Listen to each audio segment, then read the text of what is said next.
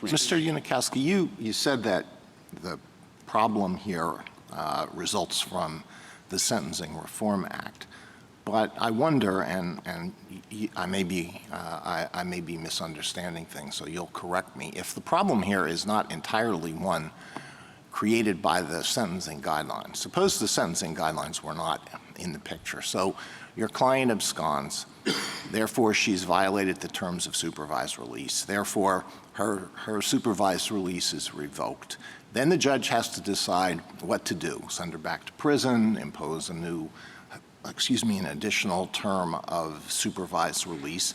The statute sets out the factors that are relevant to that consideration. We went through those factors last term, and it doesn't seem to me that what she did after the expiration of the 37 months is any less relevant to those determinations than what she did before the expiration of the 37 months. So that becomes important. The 37-month point becomes important only because the guidelines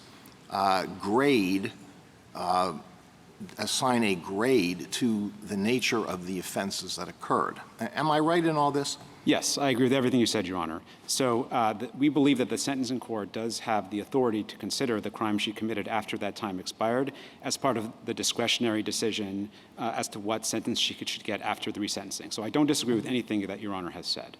So the only thing that's really at stake here is whether the court will consider whether to depart upward from the range that results from the grade of the violations that occurred before the 37 months, or considers whether to depart downward from the grade that would apply if the post 37 months violations were occurred, right? And the court, all the court has to do is to give respectful consideration to those guidelines. That's really all that's involved here. Am I right? On the facts of this case, yes. There are other cases in which fugitive tolling matters for other reasons, but on the facts of this case, you have accurately characterized the dispute between the parties.